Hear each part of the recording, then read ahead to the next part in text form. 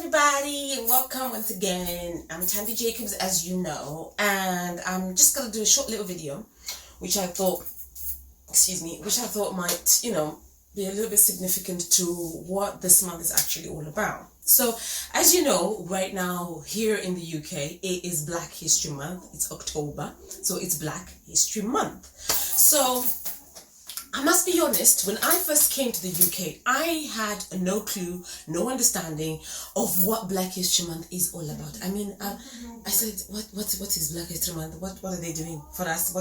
What is so significant about Black? Why do we have to have a whole month where they just talk about Black history? Why?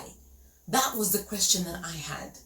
Because being born and raised in Zimbabwe, that does not exist. In fact, in Africa, there's nothing like Black History Month, okay?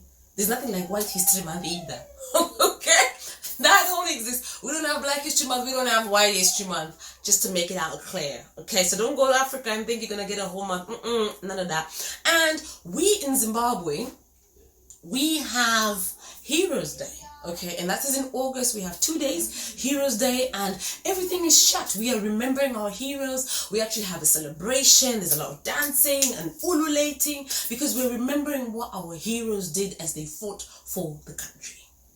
Now, when I came to the UK and I realized that Black History Month, I thought it's a whole month where we don't do anything. We do jack. Only to realize, no, they only talk about it and they put plasters on the wall in the shops, in the schools. They talk about Black History Month. And then after that, it's business as usual. I think they should give us a day where at least they say, on this particular day, Black people don't go to work, don't go to school. It's a day where only white people are the ones who are working. Black people, every Black person does not go to work. That will be Black History Month. That, or they say that Black people are gonna get free drinks, free Nando's, because it's gotta be chicken, you know what I'm saying? Free Nando's, free, we gotta. You can't just say it's Black History Month and then what? In Zimbabwe, when it's Black History Month, when you're going to the stadium, they have free transport. There's a buses pick-up point. They drive you there. You have fun. After that, they drive you back. They may not give you chicken in, but then they still look after you. What do they do here? Nothing. After they gave us all this slave trade and all that business. Anyway, I'm digressing. I'm sorry. So Black History Month. So I was intrigued because I wanted to know what Black History Month is all about. Where did it originate from? And having done a bit of research and looking here and there, I realized that this actually started in 1926 by a young guy called Carter Woodson. Now, he is a son of slaves, former slaves, or slaves. Yeah, he's a son of them who were brought to America, not UK, to America, and he struggled, went to school, and he fought really hard to get the right education. And then he was like, we have to remember the Black people and what they did. And in 1926, he started Black History Week. It was a week at first. They then decided to give us a whole month. Not that it makes any difference, but we have a whole month, okay, where we then look at people who made a change. Now, there are people who are very common and very popular, who many of us know. I mean, we got Martin Luther King, we have got Malcolm X, we have got Rosie Parks, we have Samora Machel, we got Nelson Mandela, we got Robert Mugabe. Those are people from Zimbabwe, especially. We have Mary Seeker, we have Harriet Tubman, we have George Washington.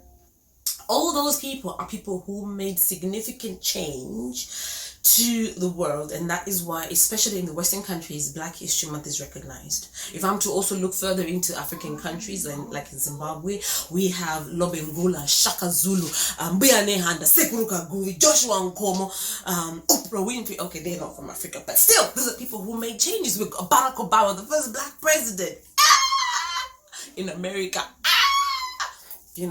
Those people made changes. All of them made significant changes. Now, my question and my directive, which made me think, was history is something that is ongoing. I wasn't very good in history when I was at school, but I'm learning up on it now and realizing how important and significant it is. Black history is something that just is not what our ancestors did, but it's history that you and I, well, Black of course, are making. Everything that you do right now is history. And my question that I ask myself is, Tandy, what history are you leaving for your family? What are they going to talk about you? What are they going to say? I mean, even if we read about Nelson Mandela, for example, the guy was in prison for 27 years. And if you read the books, they said he was bad. He mobilized people to fight the white people. He did this, But after that, he came out and he was the first black president in South Africa after apartheid. He made a statement. He made an impact. Okay, fair enough. I'm not saying everybody should become a president tomorrow like Barack Obama. No. Or Nelson Mandela or Robert Mugabe. That's not what I'm saying. But I'm talking about the change that you and I can make today, which is significant. It's not about letting you being in the backseat and talking about what your forefathers did. It's about what you did. Let's look at Muhammad Ali. I mean, he was a boxer. He was the greatest. And he called himself the greatest. Okay? But right now, we got other black people who are coming up, who are boxers, and they're doing amazing things. Okay, to talk about boxing, we got one black Zimbabwean born, if I could say, born and raised in Zimbabwe, came here, I don't know his story, by the name of Derek Chisora. And he's fighting this Saturday. That's one of the reasons why I mentioned him, because he's fighting on the 31st of October. Uppercut, lower cut, uppercut, lower cut. And it's on the it's on Sky Box Office. He's made such an impact that his name is now known. He calls himself War Chisora. His name is known. He may be, the words that come out of his mouth, sometimes I'm like, okay, it's boxing language. I don't know it. But the guy has made such an impact. We got AJ. We got other boxers on there. I don't know their names, okay? But I know AJ because I love him as well, I love AJ. But we have other black people who have made significant impact. We have other people, fair enough, let's put boxing aside. We have another guy who's William Sachiti, who's recently made robotics, car robotics, something like that. William Sachiti, he changed his name, by the way, just to say. His name was Pasi Hapapori Sachiti. Okay, now I don't know why African parents, when you're taming our children, Pasi Hapapori, what's that about? What is that about? The guy changed his name to William. I don't blame him. So William Sachiti is the first black Zimbabwean-born British guy who's made all these robotic things. And that's amazing. That's a world record. Okay? We have Donnell Mangena, the boy who came on The Voice and was singing, hey, the Mangena boy, Ndebele. I'm Ndebele. But still, I love the boy. But there are a lot of people who are doing things which is significant, which is a change, which is making an impact to history and to our lives today. My question to you is, what history are you making? What have you decided to do that is so significant, that is amazing, that is going to transform, and your family are going to talk about it?